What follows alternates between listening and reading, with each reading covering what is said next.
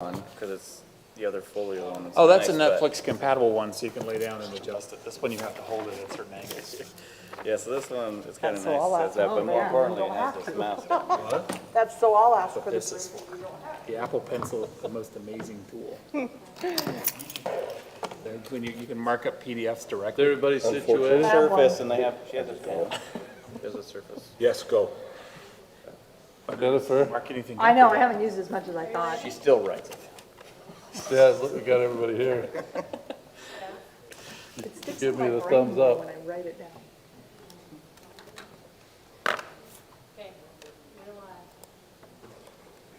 Welcome to Centerville City Council meeting being held at 7 PM on March 15th. We welcome those that are in person and those that may be joining by Zoom. Let's start going around the room with Councilman Ince doing a roll call. Ince, present. Meekum present. Summer Hayes, present. First, present. McEwen here. All 5 council members are here. So let's go forward with the business of the meeting. The first thing is the prayer, the thought by Councilman Summerhays. I'm going to share 2 quick thoughts.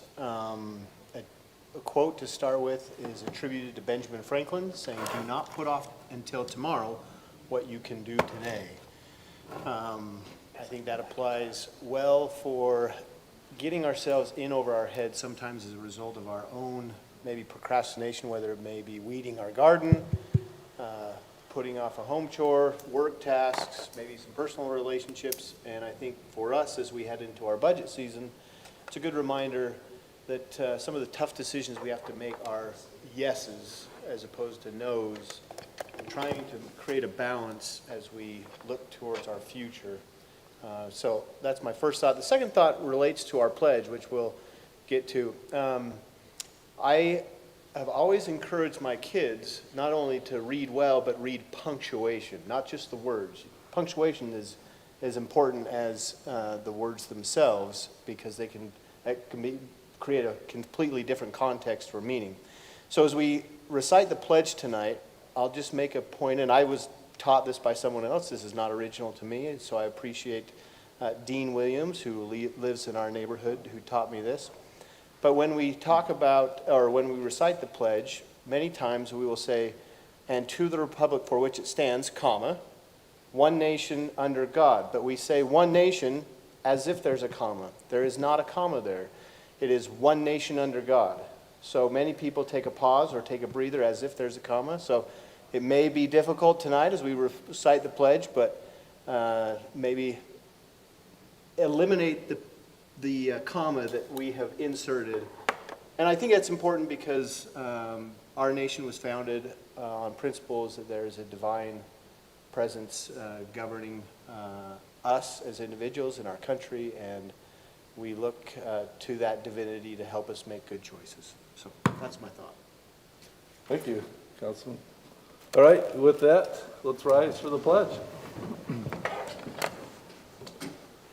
I pledge allegiance to the flag of the United States of America and to the republic for which it stands, one nation under God, indivisible, with liberty and justice for all.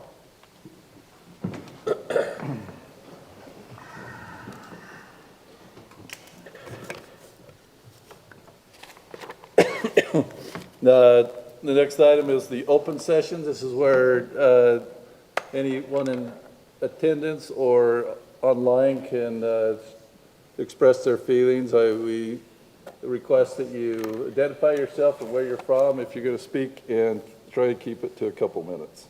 So that open session is now available. Come on up. Is this a microphone? Okay. I am Rick Bingham. I live at 290 East Casa Loma Drive.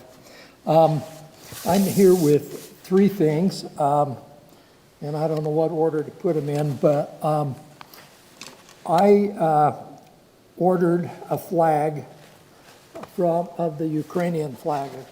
It's 3 feet by 5 feet, and it's too big for my flagpole. And I thought it might be a nice gesture and for us to show some solidarity with the Ukrainians who are fighting for their liberty. And so I would like to propose that our city fly this flag, this Ukrainian flag, and that I'm willing to donate it to the city. Or you may want to have to discuss that as a council, but anyway, that's one of the items I had. Thank you. I said, thank you. That's a Oh. nice gesture. Yeah, the council will have to discuss that, so thank you. Okay. The other thing is, I got a copy of the Centerville Chronicle, the last one. I just wanted to express appreciation for this. I think it's well done. I liked the message from the mayor and the content that it contained, the details about the water leak up on Chase Lane.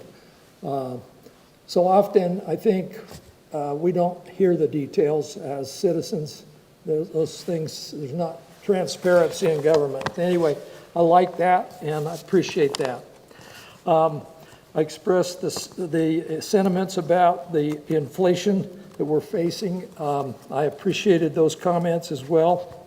Every year about this time, I have come before the city council to express the idea that our city consider a emergency fund, specific emergency fund. The state government has several years ago made it possible for us to retain 24% of our tax revenue as an emergency fund. And in the past, as I've expressed that, it hasn't been taken seriously, I don't think. I've never seen a change in the budget breakout. And so, you know, as I looked at that $250,000 plus for fixing the leak up there, I thought, where did that come from? And did we have to take out another bond, or, you know, so I just think it would be wisdom for our city to consider a separate emergency fund that they might draw upon in the event of whatever crisis comes along.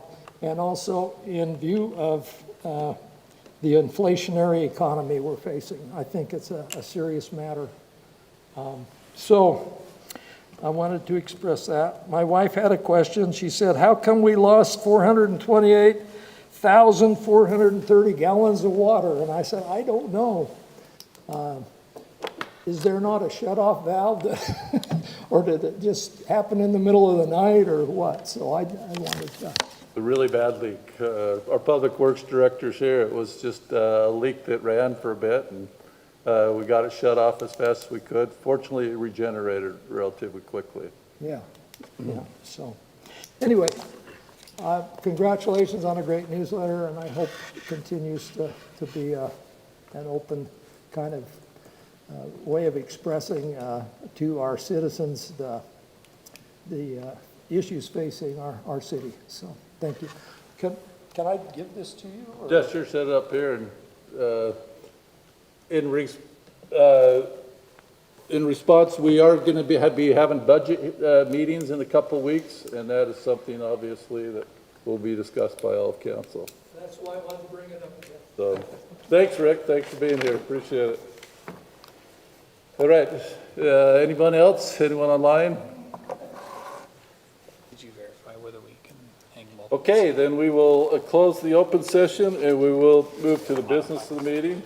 The first item of business, this is a public hearing matter. This is related to a zoning code amendment on the food truck ordinance scope. And Lisa, do you want to give us background on that, or was it Brett?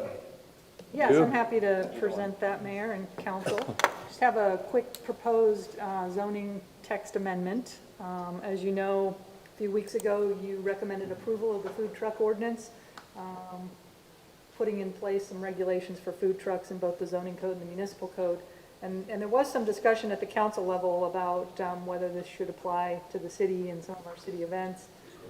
After it was adopted and put into our code, we did get some concerns, from the 4th of July committee and also some staff that wants to implement more food truck events.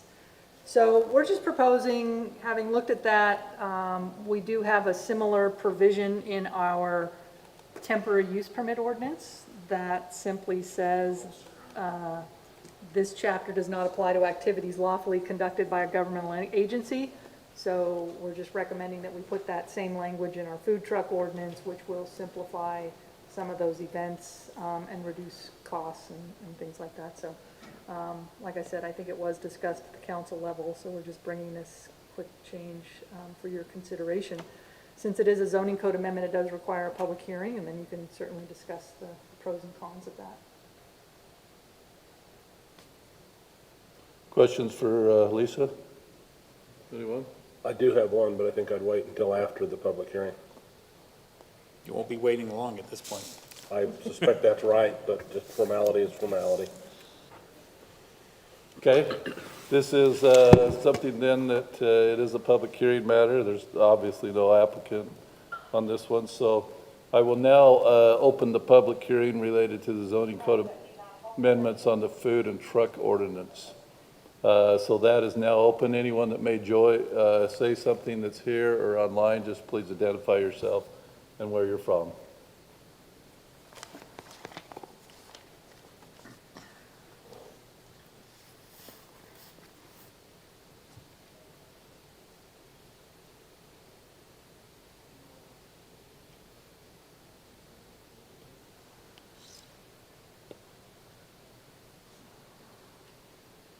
Nothing? Seeing no comments, we will close the public hearing, and we'll go to Councilman Ince for his question. I'm curious why we say government agency as As I opposed to mentioned, just, it was similar language in our temporary use. so I'd say the same thing there. Yeah, you could just say the city, but, so it would be broad, and I thought about that. If I didn't use the exact same language, then I would want to go and amend that section as well, so we're staying consistent.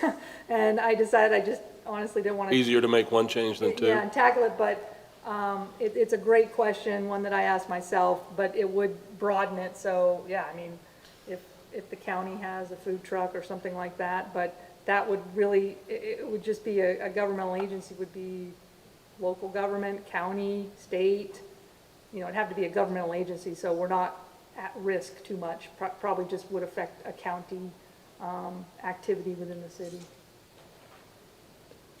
Okay, I mean, post office Or too, yes. right? If Okay. it's a federal agency, yes. Post office could potentially have a food truck and be exempted. They haven't, I don't see that changing, but. Sure, they'd be far more restrictive than even what we might require Yeah. at the federal level, but. Sure, they would be. Just And I- thinking of potential agencies that are within the city that may want to do something. Yes. This one's so straightforward, I'm going to motion that we approve ordinance 2022-07. I agree. Second. Have a motion and a second. Further discussion? Do a roll call vote, starting with Councilman Ince. Aye. Aye. Aye. Aye. Aye. That motion passes unanimously. Thank you, Lisa, for your work on that. Let's go to item number 2. This is a right of access provider contract with the Utah Bureau of Criminal Identification. And this is something that the police have brought forth, and we have Lieutenant Ackerson here with us. Good evening. Evening. Okay, so the Bureau of Criminal Identification is the state entity that maintains criminal histories for the state of Utah. They also work on disseminating driver's license information as well as statewide and national warrants. And it's the entity we go through to access all that data. So historically, we can only access criminal histories for very specific and narrow-range reasons having to do with criminal justice investigations. And on occasion, we run into times where we want to run criminal histories on people for non-criminal justice or criminal investigation reasons. More recently, we've, with our Citizen Police Academy, as well as, with the Citizen Police Academy, we run each candidate or person who wants to be in it through a little background check just to make sure, just to make sure they're a qualified candidate, and if there's anything in their background that we need to look at further, we do so before they enter the class. And that has to do with the access that they have at the various police departments, and they end up handling firearms, and they're in police vehicles. Anyway, so in the past, we've had very limited abilities to do backgrounds on these people. And there are other times as well, occasionally we'll be asked to look at various candidates for employment for the city that aren't with the police department. And we're asked to do kind of a modified background investigation on them, and we're very limited in what we can do without having access to criminal histories. So BCI, the Bureau of Criminal Identification, offers a right of access program which allows the police department to sign up. It'll allow public to request a copy of their background or their criminal history. And so typically we can't give out criminal histories. We can't run our own, and if someone comes and asks us for their criminal history, we can't just give it to them. But what this contract allows that. And so what this would do for us is if we had someone apply for the Citizen Police Academy, we would have them fill out the application, which is attached to your notes there. And then that would allow us to run their criminal history. And there's also a waiver on there allowing us to view it or maintain a copy as well.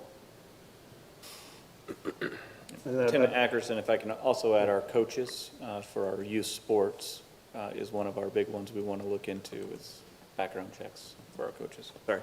Right, yeah, Just want to throw that out there as well.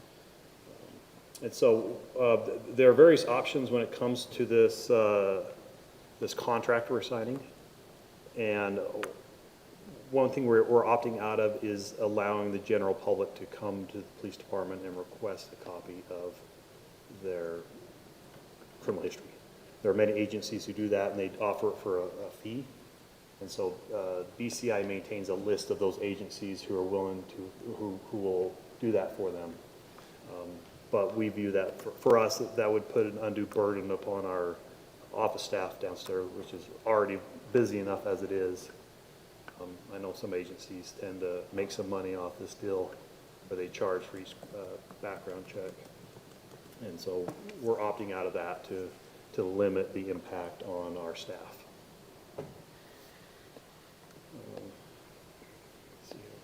So can you talk to the auditing procedures that you have currently in place to validate that that the system isn't being misused by officers? Because I'm assuming that would be the same way in which you'd validate that it didn't get misused with this expanded scope. Right, so BCI does an audit on a 3-year cycle. And so this is included in our audit. And so they, each form that is filled out by the citizen requesting the criminal history be conducted for them, we have to maintain that agreement for 3 years and be available to BCI for inspection during their audits. So today with officers, do they have individual logins that they're using to do the criminal and background checks? Is this a shared login? How do we ensure the integrity in that process? Yeah, absolutely, yeah. A BCI is it is CJIS compliant, and each individual person, whether it be the officer or dispatcher, has an individual login. And so each criminal history in everything, every time you run a license plate, through the DMV, or you run a driver's license through the DLD, it gets logged on who ran it, when. And in criminal histories, you have to provide a purpose code. And so we typically do criminal justice investigations. On this one, there is one for right of access. And then you're also required to put down a reason code. And we typically put down a case number anytime we run a criminal history, because we do not run criminal histories without a associated case number.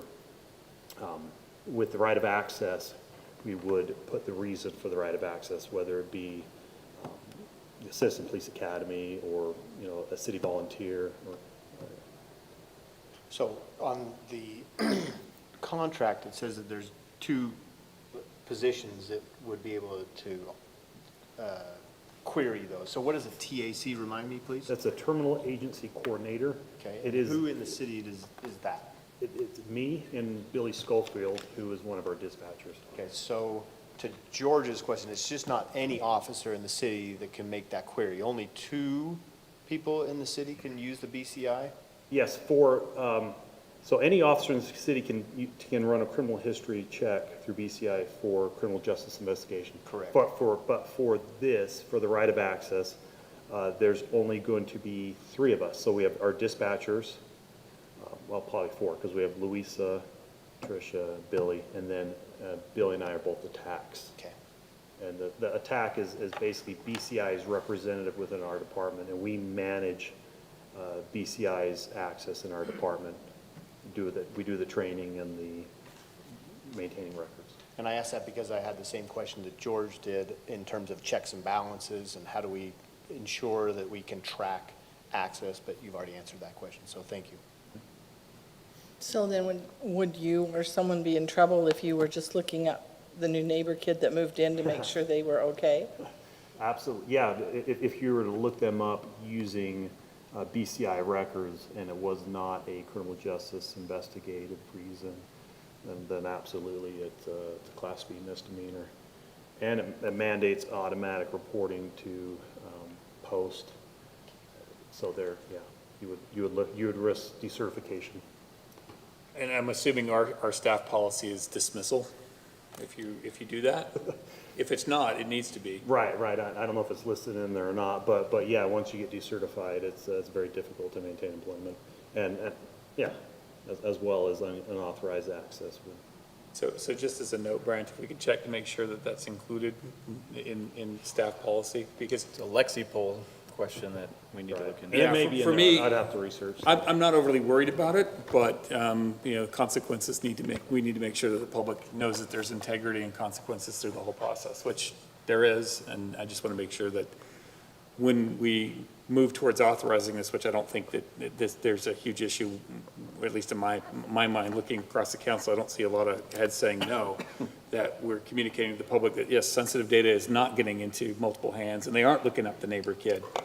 And if they were to do that, it would be very detrimental for them. Oh, yeah, absolutely. And I think the point is these are questions to protect the public, not as a question on your personal integrity and character. So take that, please, as a compliment. We need to be sure that we're ensuring that we do the public's business correctly. So in bringing up something like Brant just mentioned, our volunteer coaches, would they be signing a form that allows that background check to take place then? Yes, yeah, the form is attached. That's the in- application that's attached to the Yes. report? Yeah. So that is the application we have to maintain for 3 years. And so Yeah. we would have to basically ask them to grant us authorization to run it. So I'm going to make a request on this particular form, which is, I'd really like to stop using hard copy PDFs. Digital signatures are acceptable in the state. So I'd really like to see this be an online form, because it will help BCI too, because if you have the electronic record and they do the audit, they can actually increase the frequency of audits if all the records are electronic. So I'd like us to look into, at least from a future perspective, that we stop producing new paper PDFs, that we move to online forms. Yeah. That's a bigger discussion. You're Right. just the catalyst on that And one. I actually believe, and this one can be signed digitally. And there is a part in here that if it's a sign and a digital copy of, like a copy of the signature, that it be held as valid. Not quite sure the terminology, but it is in there that we don't have to have the original. Yeah, and that's part of it. I just want people to be able to key in things, because the data quality goes up when we're not like scanning stuff, so. I'll make a motion to approve the right of access contract with the Utah Bureau of Criminal Identification, authorizing limited access to BCI records to conduct background checks on certain employees, volunteers, and program participants, and authorize the police chief to sign the same. Second. Motion is second, further discussion? Can I add one other thing? Sorry. Sorry, didn't mean to cut you off. Sure. No, it's- Unless it biases the vote. No, it just came to me, so this will be a yearly contract. So every year in June, we have to sign an agency agreement. There's a few of them we sign with BCI that the chief signs every year. And so this one will only be valid until June, and then we'll have to sign again for the, I make no amendments to my. Is that it, Lieutenant? that is it, yes. Is that anything else, or is No. that it? Okay. Further discussion? Okay, let's roll call vote. Let's start again with Councilman Ince. Aye. Aye. Aye. Aye. Aye. That passes unanimously. Great, thank you, Lieutenant. Let's go to number 3. This is the recording secretary agreements, amendment to hourly rates. Lisa, you gonna address it again? Yes, thank you, Mayor. We're bringing to you an amendment to our recording secretary contracts. We have contracts with 2 recording secretaries that do most of our minutes for the Planning Commission, City Council, and our boards and committees. And typically, we would bring these contract amendments back with an hourly wage increase every year. Usually it was in December or January. It makes sense to me to do that more as part of the budget process, as we do with other pay increases. Also, in most of our independent contractor contracts or relationships, we don't necessarily, put in, this is the wage, it says it can be altered, and we don't bring those amendments back. So I'm proposing this amendment so that we don't have to bring these every year, and to allow you to basically just delegate any kind of increases to the hourly wage for these independent contractors to the city manager. Obviously, that would be subject to budget approval. It's still basically an average, or, because you don't know how long your meetings are going to go, and so, those costs in that budget line item will go up and down. But anyway, I thought, I was asked to prepare an amendment to increase the hourly wage, and I just thought it seems inefficient that we're bringing these every year. Let's just do it as part of the budget and let the city manager do those, because it also does require us to annually review these. And again, if they're at the top of their wage scale, we don't necessarily need to make an amendment every year. So that's why I'm just recommending to please delegate this to the city manager and have it approved as part of the budget. And that way we can just keep these as long as they're, good without having to make annual amendments. Lisa, I noticed that the compensation is just a bit different between the two. What is? Yes, what's so the- last year, we did do an increase for one. I guess we did go back and look at the notes, and it appeared that one was at the top of the pay scale, but one of our contractors does the city council, which is very detailed and longer meetings and those types of things. So, there may be varying rates as well. I just wanted to make sure there was a basis for the difference in compensation. You could say it's more painful to do the council meetings. Yes. Hazard pay. Hazard pay. But the one that does city council is the lower one, right? Maybe I read it wrong. Maybe I read it wrong. Right. Okay. She does city council and planning commission, actually. So, yeah. And the other one was at the top. Yes, okay, yep, I read it wrong. I apologize.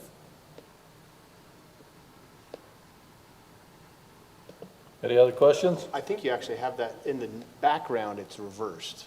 Just check that. I think Gina's correct, at least if she's reading the notes correctly. In the background, You mean on the, You- What The was rec- the the re- change? the recording secretary for city council and planning commission is the one that is at the lower pay based off of the contract that you provided. That's what she said. That, Correct. yeah. okay.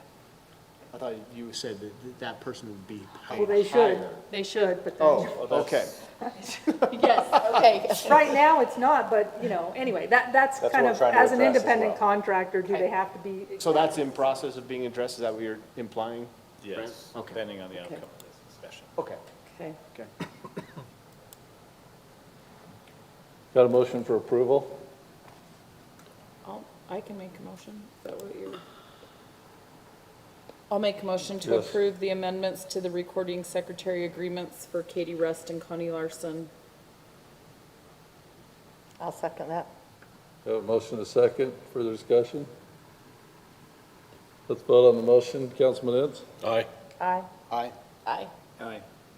That passes unanimously. Let's go to item number 4. This is the monthly financial report. Nate, you want to come on up here? They had to do a double take. He didn't realize we were moving this quickly. Jennifer, will you bring We're about up to slow down. the Numbers are important. cash? We're going to be done Oh, before Nate we is? start. Got our presentation stick working. Is he presenting? Is this a presentation? No, this was not a presentation. No, it's not a so I presentation can- month. It's I didn't not. prepare anything, but I can answer any questions. But I do, you if have. you'll bring up the cash position, when I want to address Mr. Bingham's comment in the open session. Yeah.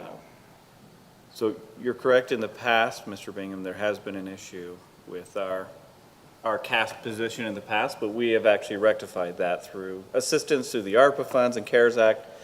Our cash position is much better. We have 25% of our general fund is in reserve. In addition to that, we have a Fund 47 that goes up beyond that 25%. So we're actually in a great financial position. I should say better, not great, but it's better than it was before. And Nate, if he wants to, can go into more detail on that. It's better than any time I've lived in Centerville. Yeah, I mean, you could see the timeline clear back to July of, well, even lower than that at one point. April of 2017, we had 324,000 in that account. We now have 7 million. Now, there are some things with bonds in there that kind of throw that out of whack, but anyway. So that is what the state allows is 25%. Yeah, it's a state actually. Well, it's actually 35% now. They just upped it from 25 to 35. The special service districts and in other areas, I believe, can have 100% in reserves. And so we do, I think it's 100%. But anyway, so I think it's great the state is now allowing us to have a little bit more in reserves, becoming a little bit closer to what the special service districts are. I believe it is 100%. So if they generate $5 million a year in revenues in that fund, they can have 5 million in reserves. Now, in our case, 5 million, we're allowed to have 35%. So, Why is rough there that numbers. difference philosophically? That doesn't make sense to me. Great question. Okay. Ask the state legislature.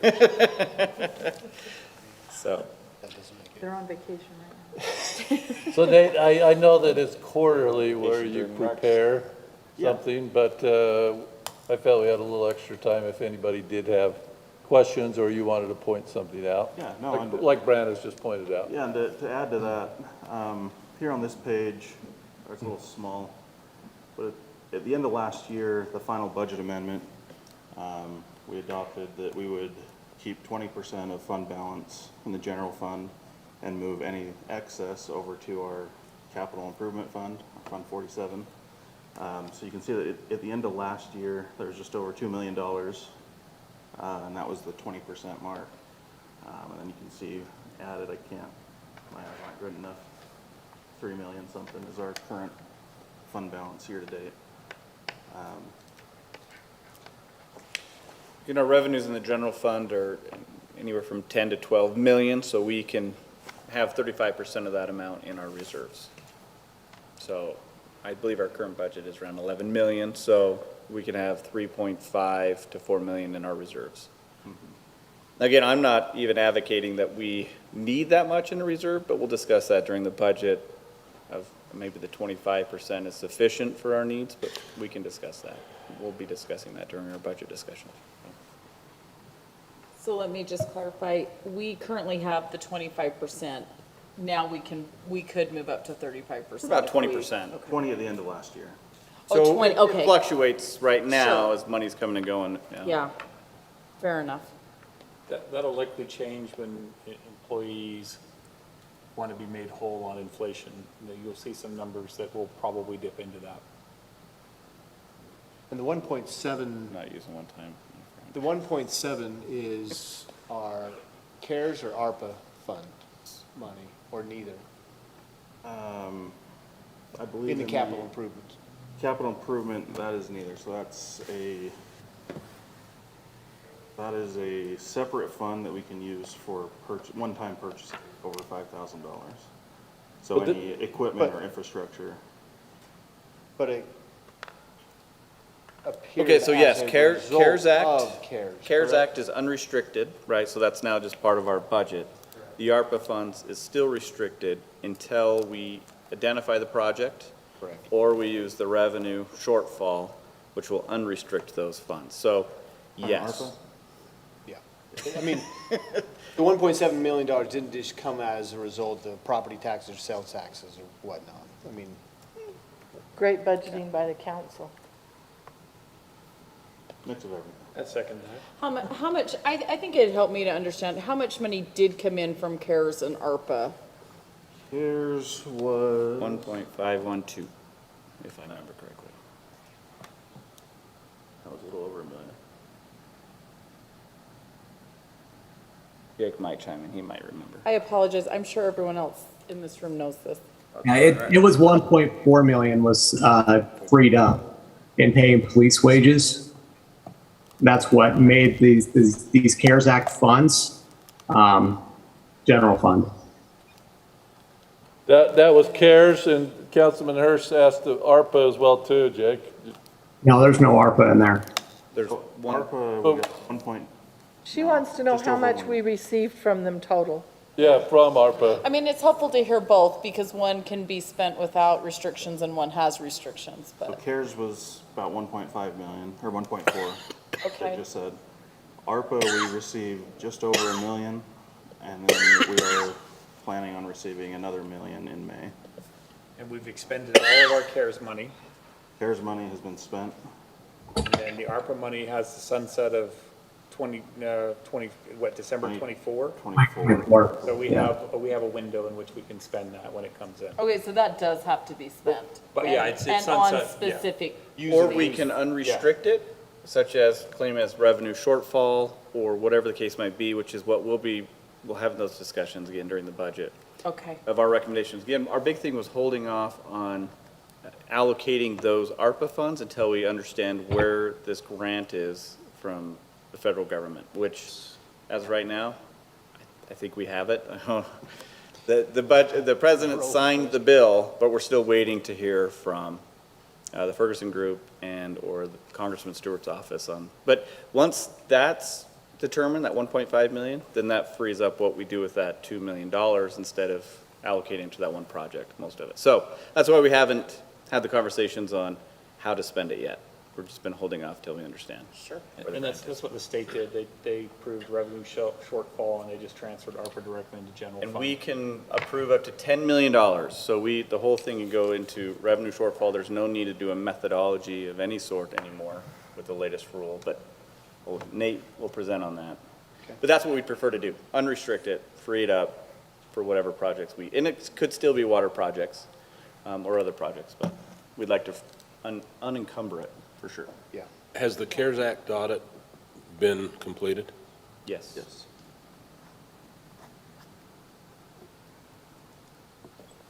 It's a very CPA question. What can I say? So, on this, end of February financials, any further questions for Nate on it? Well, Nate, thank you for coming up and clarifying some of that. We'll look forward to a month from now when you can present on the quarterly report. Looking forward to it. So thank you. Thanks, Matt. All right, the next item is the summary action calendar. We have 3 items on this. We have a bid award to Young Power Sports Culinary Waterline, and a bid award to Young Power Sports Waterline Materials, and a bid award to CDBG Ped Ramps 2022. Any questions on that? I guess we have Mike here if we do have questions on the summary action calendar. I just have 2 questions for you, Mike. Sorry, make you walk up here.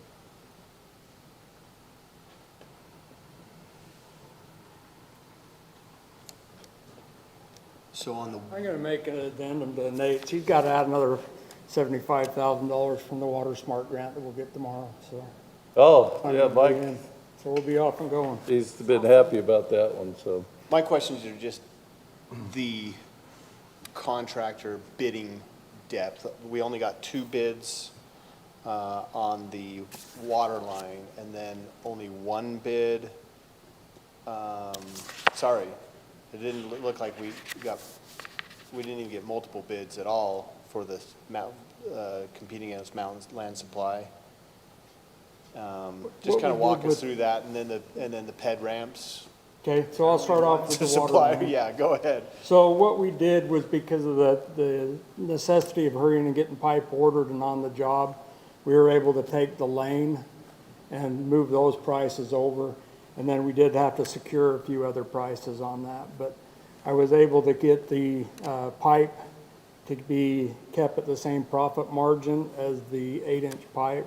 So essentially what you did is you took the low bid from the lane and reflected that Right. into this, okay? And so we did have to complete a couple areas so that we can get the pipe and everything there so they can continue to move on. Okay, that makes sense. So, then, we'll go to the labor. So, yeah, we had only 2 bidders come in. I know that Kevin gets out, we've got quite a full list of people that we ask to bid our jobs, but it's, there again, to find contractors right now is pretty tough. So, CenterPoint didn't bid on it because they're too busy. That's the contractor that's on site, so. Any questions on those 2? Nope. I'll move into the last one then. So on the ramps and that, what Kevin got is, he went back and looked, and he had about a 25% increase from last year. And doing a cost analysis, we felt like Post was a fair price. This is the grant money that comes from Davis County. I think it's $75,000 that they give us to do the ramps and that.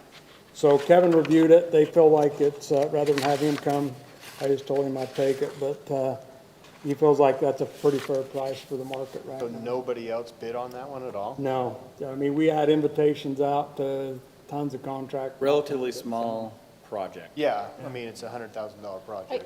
I think too, just Spencer, just for your information, I did talk to Mike and Kevin about this a little bit today because I was concerned as well.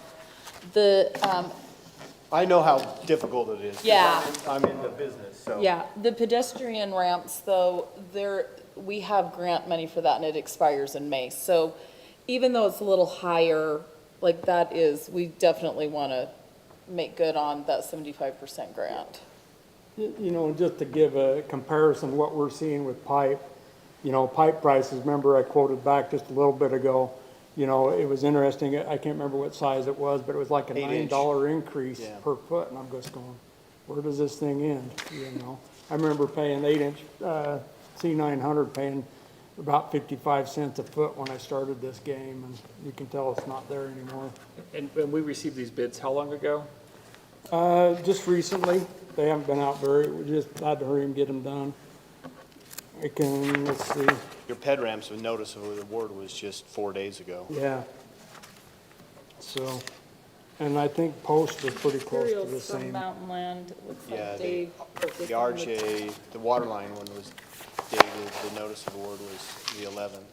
Yeah, Mountain Land, I guess, would be from when we bid the lane. From Correct. the award date, but, you know, I feel it's pretty lucky that we got them to hold their prices for the lane to move Yeah. it over there. And so, you know, trying to keep that project going, we've had many hurdles, but we just want to be in there and getting ready to go. I think they want to go as soon as possible to see us in there with the water line.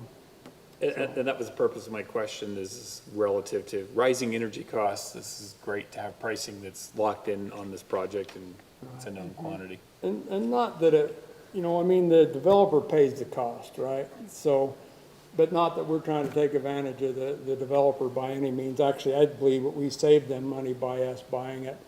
But my number one feature is that I keep control of the water line job. I can see what's going on.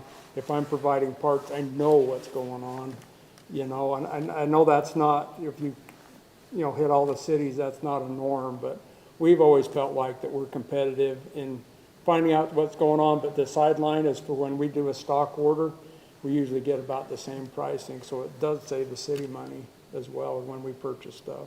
Well, the ancillary benefit to to the business is they know they're being taken care of by the city. They're getting an extra service. So I think it's actually great that you do that. Yeah, and the neat thing about it too is if we go do any repairs on it, we know it's either Ford, it's Mueller, you know, it's Tyler, we know what's in there. And I think that helps in making the repairs and whatever is necessary too, so. I'll make a motion to recommend approval of all 3 bid awards for the culinary water line associated with Young Power Sports, water line materials for Young Power Sports, and the ped ramps. So just as a point of clarification, it's kind of customary if it's over $50,000 to state the award and the amount on each one. Okay, so award for the water line is $250,000, $696.50. Water line materials from Mountain Land Supply, $103,507.46. And the ped ramps at $109,250 even. Second. We have motion and a second, further discussion? Do a roll call vote, Councilman Ince. Aye. Aye. Aye. Aye. Aye. That passed unanimously. Thanks, Mike, for Thank your you. time. Thanks for Lisa, clarifying all to that. George's point, what's protocol on that? I mean, George has indicated, I don't have a problem stating an amount. I mean, it's a public record. But is there, if it's, Yeah, well- if it's of the public record, is there a reason to restate it? Yes, I think it's good for the record to have Okay. who we're, awarding the bid to and the dollar amount, just so, because it's in the minutes and it's easier for us to look, and if it's I not. was in the just saying, minutes, we if have to it's, go back to the staff. if I'm restating what's already there, it seems like it's redundant, but Yeah, that's and the under reason our I asked. own procurement policy, anything over $25,000 has to go to the city council, but there are also specific state statutes on public improvement projects that have a separate, bid limit requirement that comes to the council as well. So, Okay. anyway, I would say, yeah, we do like to see those numbers just so they're in the minutes. But Great. This is, Trained me. and this isn't typical of all cities. I mean, some reaction calendars, some just actually make a motion and approve it. I mean, we have our reason for doing it here, and I don't have any issues with that. But to your point, cities do different things. In Yeah. Yuma, we had 7 items in, as we call the motion consent agenda, and they're well over 50,000, 100,000, and council would just approve 7 or 8 items with one motion. But I like the way we do it here, again, for the minutes, and it's just helpful. So in all honesty, I've thought about getting rid of the summer action calendar because we don't treat it like a summer action calendar. Yeah, and that's kind of what I was getting at. I mean, for example, if findings in planning commission, you just say A through G, and then you refer to it. I mean, so that's, but in the Commonwealth of Pennsylvania, in certain townships, they are reading almost the full agenda into the record as it's already stated, so.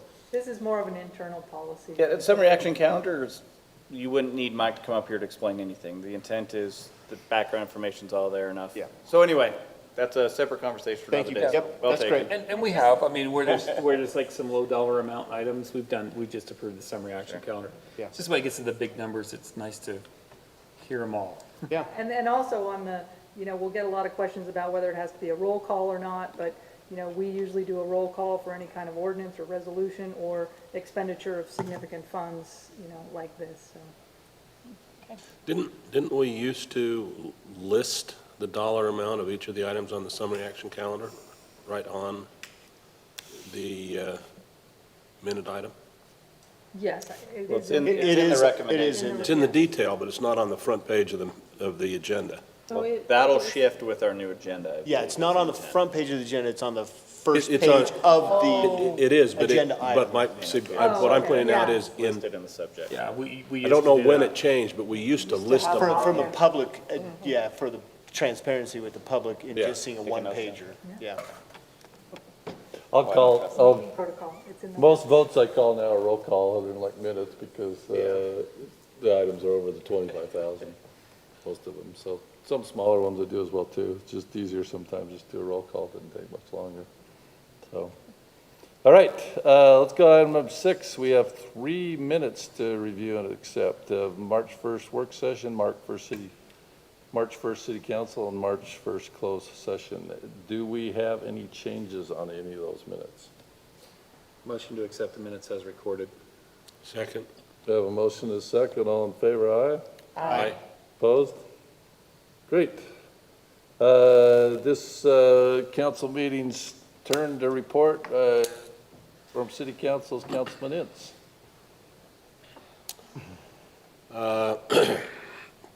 Primarily two committees that I'm involved with. One is the Centerville Community Corps, which is our emergency response organization to integrate with the city's professional emergency assistance providers, which are the police and fire, obviously. Paul Child is the head of the emergency response. I'm the head of the Community Corps, which is organized by quartiles, and they essentially parallel the 5 LDS stakes, sorry for the poor use of terminology, in the city. We have had a lot of attrition over the last 5 years and are restarting our CERT program as part of that, our neighborhood network program for trying to locate difficulties in the event of emergency is intact and working well, but the last concentrated effort of CERT instruction is over 15 years ago, and we are attempting to regenerate that. So we have CERT classes which will be starting in April. Each of the 5 districts have or are in the process of providing volunteers who will do that. We will have both face-to-face training and online training available. That will go on during the months of April, May, and then end about the 1st of June. I'll probably be doing it again in the fall. The other thing that is involved, or that is part of that, is that April 22nd, I believe, should be a Thursday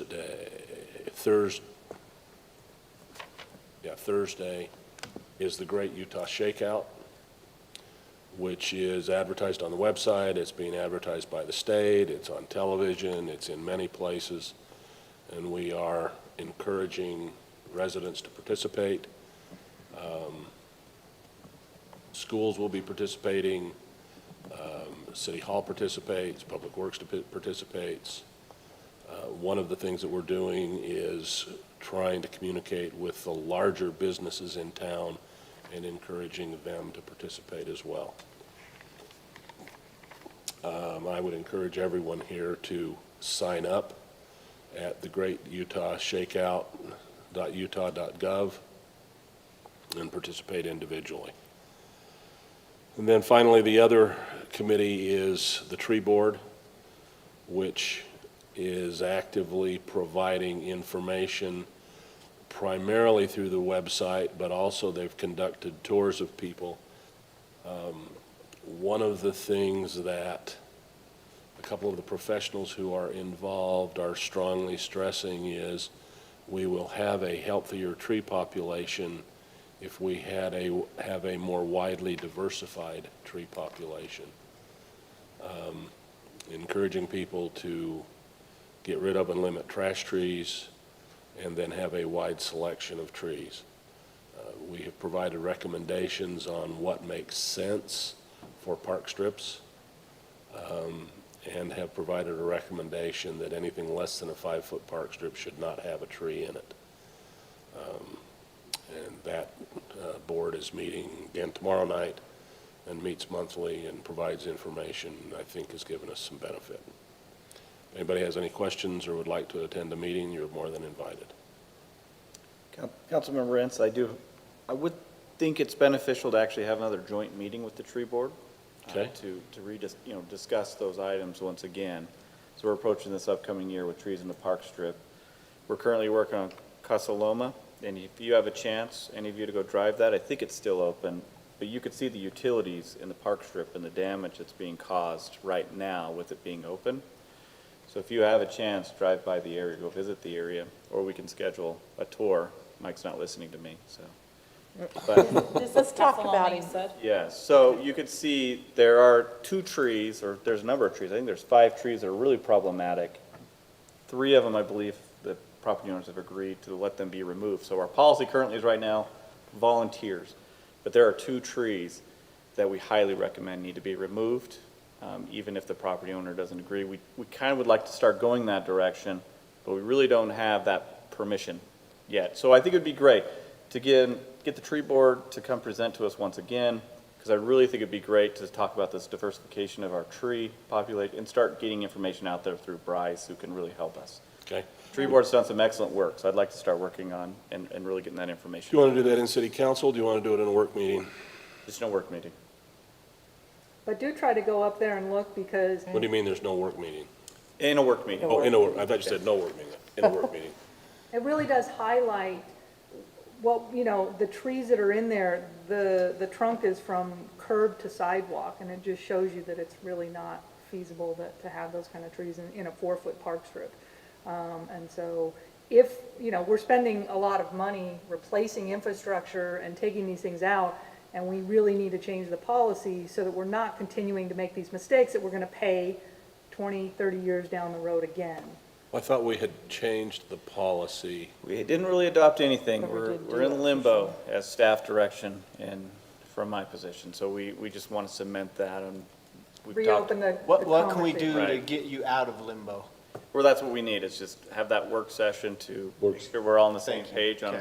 on a policy. Anything less than 4, again, adopting what tree board has already done. I mean, what we have is tree board's done a lot of great work, and we haven't It is truly very said, interesting. we love everything, let's implement it. So that's what we really need to do, is maybe another presentation from the tree board saying, here's our recommendations and here's why. I think our last work session we had, we're getting into really Been a year. in-depth discussion here, but the last discussion we had with the tree board was, it was great for them to go out and see what our concerns were with the park strip and utilities. I think they learned a lot from their tour. I think they've changed a little bit of their recommendations, and I think what they have now works best for both to protect the tree population, so to say, and protect our utilities. I think what we have now is really great policy that we should be pushing forward, but we just need that officially adopted by council with some recommendations and some authority as staff to just go out and enforce. If a tree needs to be removed and we've determined it, regardless if the property owner wants it, it's our park strip, it's our responsibility to maintain, it's our utilities.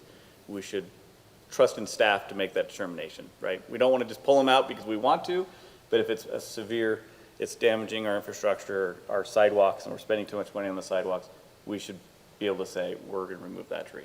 Mike, about what coordinates on Casa Loma is it open for us to Cottonwood, take? is that, you're talking about Cottonwood, right? Is it Cottonwood? Sorry. Oh, is it Cottonwood, not Casa Loma? Yeah, so The Mark last has done a really good job. Mark got out there, we've got all but one diseased tree. It's on Cottonwood then? Yes. Where it's open, about which coordinates?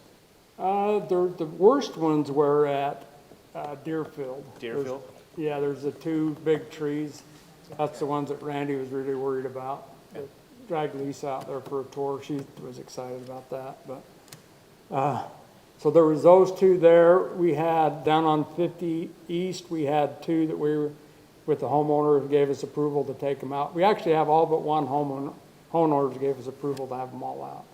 So Cottonwood, 50 East won't have any trees on them in the park strip. But if I go up there tomorrow, which is the best place for me to go look? Sidewalk wise, probably Or just open- above open park strip. Deerfield. Deerfield? Yeah, the guy's got, his driveway doesn't match up right, but he had the worst, or the most amount of sidewalk that we were pulling out. But is it open right now? What do you mean by open, sorry? There was. I think Brand it or was Lisa exposed. said Yeah, it's the open to see sidewalks right are now. taken out. Yeah. Yeah, and As we're doing You the go, project. if you go up there, there's If it was still, underway right now where we can actually take a photo or. yeah, that's Yes. the, and Our there hat is, and, if you go, Vest. if you kind of walk, just as Lisa says, where they've removed the sidewalk out, you can look and see there's tree roots. They were up there grinding today, that's why I can't really say Yeah, you don't know how much exactly where work they they're got at. done today? You know, we've got Weaver Basin up there going right now, and so, you know, we actually have 3 contractors up there. Our concrete contractor, the guy that's chewing up the roots, and then Weaver Basin, so. Awesome, thank you. But you should be able to find some stuff up there. So in summary, I think a joint meeting with the tree board would be awesome. Councilmember I Red, so will, if you can let them know that. I will bring it up in the meeting tomorrow Great. night. Perfect, thank you. You know, we could coordinate with Mark when he's doing some of these to where we could say, okay, we're gonna do it, we're gonna pull the sidewalk out, give them a short period of time to, on their own time, to come down and take a look at it and make their own determination, but, you know, I mean, it's, the Ritz are crazy what they do, but. So, It's interesting. yeah, My next door neighbor, when I first moved in, wanted trees in the park strip and basically killed them, cut them, drilled them out every 5 years to prevent there being damage. And unfortunately, about 10 years ago, the ownership of the house changed, and now the sidewalks are buckled. yeah. You know, two of the worst trees are kind of in your area, the house right next door to you, that big one. And it's not only that, is they put it right where the curb box is to shut off the water going to their house. So if they have an emergency, you know, we'll try to get on it, but I can't guarantee it. We may have to shut the cul-de-sac off to get the water. Then the next one down below, it's got the same thing. They're huge trees with the small curb box in them. So, yeah, they are problematic, you know. Yeah, and think I hate to see that tree go because it provides beautiful Oh, shade. yeah. Keeps your heating bill down, or your cooling bill down. Councilman, any more? Nope, that's it. All right, thank you, good report. Mayor's report. So, since we met last, there's been no LPC meetings. The session ended a couple days after our last meeting. So it's freed up Mondays for Councilman Ince and Brandt and myself. But it was enjoyable, but I'm glad to have the extra time now. The Youth Council is going to Logan this weekend, Thursday, Friday, Saturday, for a youth council training with other youth councils from around the state. It is a good group. They continue to get excited and grow, and we're grateful for their efforts and Bryce's efforts. Speaking of joint meetings, they would like to have a work session with us as well, too. You know, we could spend a half hour with them since they're getting up and since they're up and going now again. So I'll have more to report next meeting because I'll have I think every board that I'm on meeting between now and then, as far as COG and the fire district and Wasatch Integrated Waste Management. So I'll have much more to report then. So, the chief I talked to the chief today and asked if he was pleased with, for the most part, of how law enforcement bills came out, and he said that he was. There was not as nearly as much overreach as there had been last year with the bills. So that's my report. Any questions? Thank you. City manager report. Brent. All right, thanks, Mr. Mayor. Just have a few items. Speaking of LPC, just as you're aware, the session closes and our respective organizations, the city attorneys, the community development directors, planners, they all have their individual.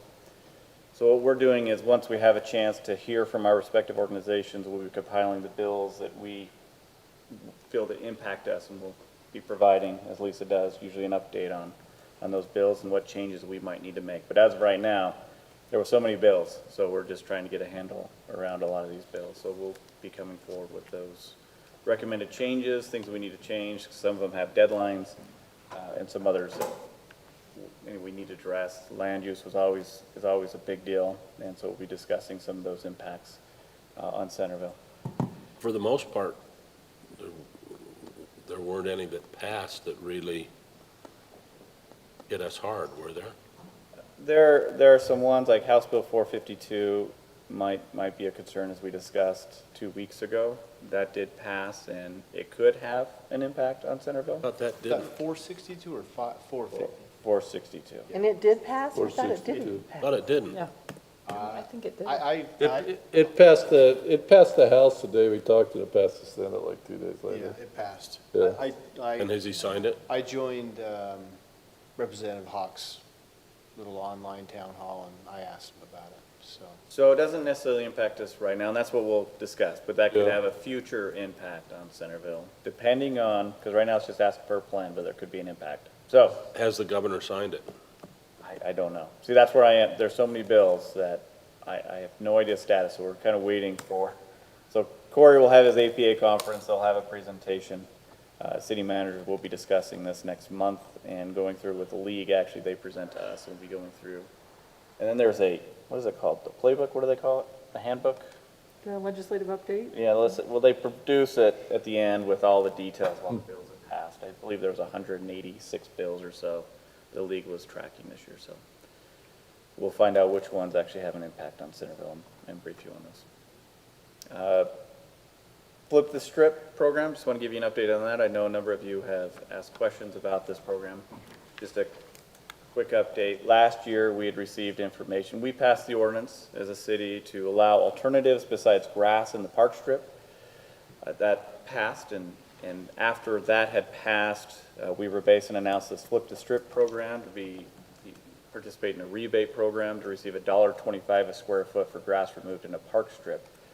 So we engaged Weaver Basin on that, seeing if our ordinance that we had passed was sufficient enough for our residents to qualify, and they said no.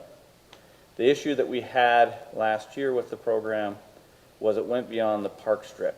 Not only did they want us to change and remove grass from being an option at all with anything less than 8 feet in the park strip, so no grass at all, which our ordinance does not have. They wanted to start requiring, they want to go behind the sidewalk and start controlling essentially what homeowners do with their property. No more than 35% of their total property can be grass, 15% on commercial. So it goes beyond the park strip. And that's where we're kind of like, well, wait a minute, who's enforcing this? This is beyond what we are willing to do. And we actually had some issues with them trying to overreach and go into the properties, right? So we pushed back. I did participate in a class to see what they're requiring. It's a great program they're offering. And so I met with Dave Rice afterwards, and he says, well, look, we'd like to partner with Centerville. We can maybe be a little flexible on this. So Mike and I met with them yesterday, and they're not as flexible as we thought they would be. However, Corey, Mike, and I, we've been discussing this.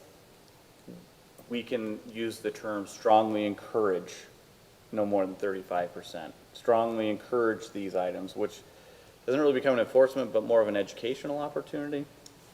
So we are looking at bringing an ordinance to you, First Planning Commission. Corey's already presented a draft, which actually mimics Layton's ordinance, who participates in this program.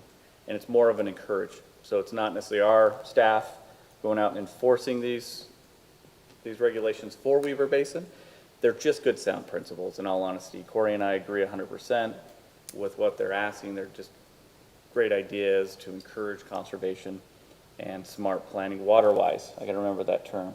Like I said, water-wise planning, landscaping. So we're gonna go through that process, so you'll see that come before you hopefully in the next month and a half or so. So it's gonna take some time to go through the process to change our ordinance, but just so you know, we're working on it. So if you get questions from the residents saying, hey, are you participating? We're in the process of working that out. So.